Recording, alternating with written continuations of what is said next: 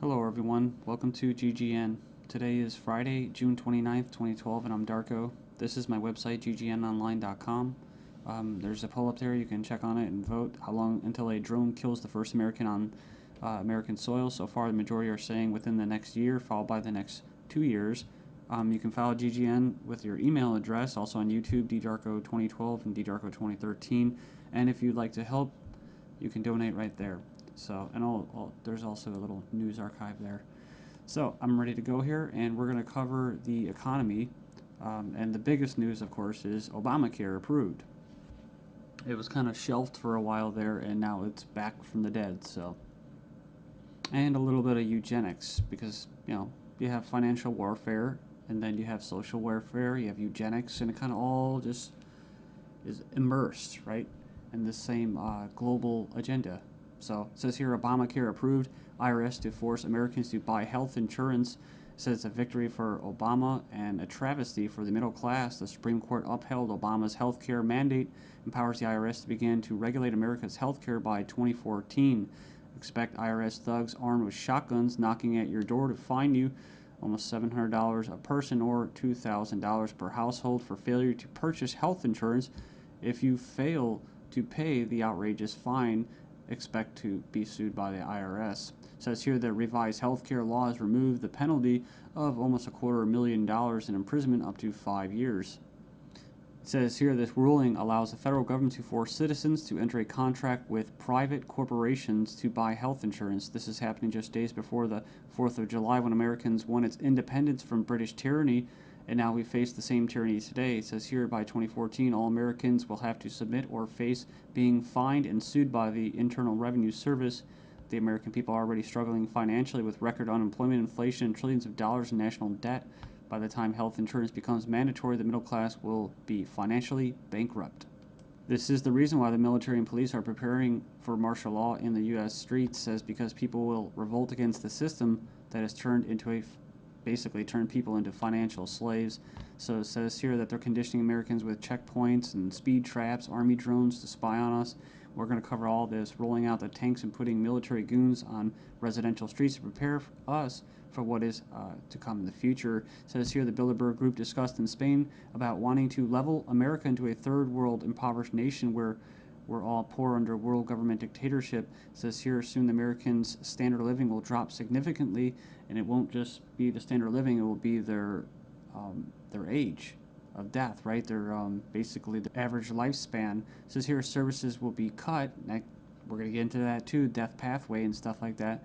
Taxes will be increased until we become so poor that we are unable to fight, and resistance will be futile. As Americans issue split decision on healthcare ruling, nearly 2/3 believe politics played too great a role. So it says Americans are sharply divided over Thursday's Supreme Court decision on the 2010 healthcare law, with 46% agreeing and 46% disagreeing with the High Court's ruling that the law is constitutional. Then you have from the Daily Bail, Obamacare complicated. Check out the flow chart. And yeah, there's our buddy, the IRS, right there. But it's just a god-awful mess. And you have Secretary of Health and Human Services in the middle. All these different vested interests, all these different bureaucracies.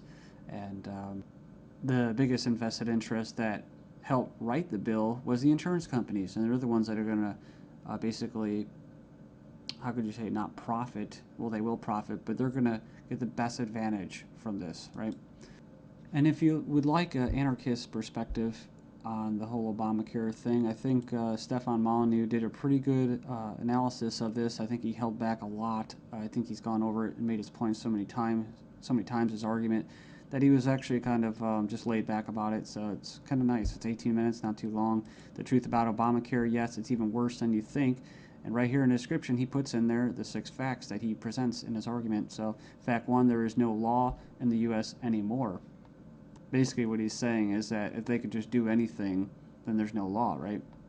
And it's tricky because, in quote, in a stateless society, there would be what? No law. Well, there would still be common law. See, this isn't common law. This is political law. That's why you have pigs, political law enforcement, and the like that are going to be enforcing this, federal agents and that. So in other words, what he's saying is that you might as well just have no government, because right here you have a dictatorship with, quote, laws, right? They have laws that basically write in a dictatorship. So we have here Obamacare is an admission that all previous government health care programs have failed. So, and this is true. I remember the recording, about Nixon and stuff like that, getting people on Medicaid. It doesn't really matter whether it's good or not. And in fact, costs have already doubled from initial estimates, and that's usually how it works. As soon as this gets closer to fruition, oh yeah, some hidden costs. Sorry, guys. Fact 4, 70% plus of healthcare issues result from individual choice. So the thing about it, he's talking about smoking, drinking, eating basically a lot of bad food and stuff like that. You can actually help. But a lot of these people that are going to, quote, benefit from this are not going to be doing anything to help their own health, right? So it says here the inability to discriminate on pre-existing conditions is an essential driver of healthcare cost. So I think what he's saying there is it's not very free market. It says here that the fines for non-compliance are destined to rise enormously. We have 15 reasons why the Obamacare decision is a mind-blowing disaster for America. It was actually, it says here it was voted 5-4 decision to uphold the vote. And it says here, the bill, it says here the swing vote was Chief Justice John Roberts, who was appointed by George Bush, W. Bush. And not that you'd have any confidence in the judicial system as it stands, just based off past history and their track record. It says here, after the vote today, it is hard to have any faith in the U.S. Supreme Court. I guess they're saying because it was quote conservative. According to the Supreme Court, the federal government has the power to force you to buy private goods and services. And it goes on and says here that it's another step away from individual liberty, another step towards a nanny state. I hate that word. But it says here IRS is now going to be given the task of hunting down and penalizing Americans. And it says here, in fact, the Obama administration has given the IRS $500 million extra dollars outside the normal appropriation process to help them enforce the provisions of Obamacare they're in charge of overseeing. It imposes more than 20 new taxes on the American people. And you can click the link there. If you click the title of this article, you can find it and check it out. So it says here, number 5, an attempt to control costs and promote efficiency. Obamacare limits the treatment options that doctors and patients can consider. In other words, the death pathway, right? The British system, this is likely to result in a decrease in life expectancy. That's what I was talking about in the United States in the beginning of this video. So yeah, it's going to send health insurance premiums soaring, especially for younger Americans.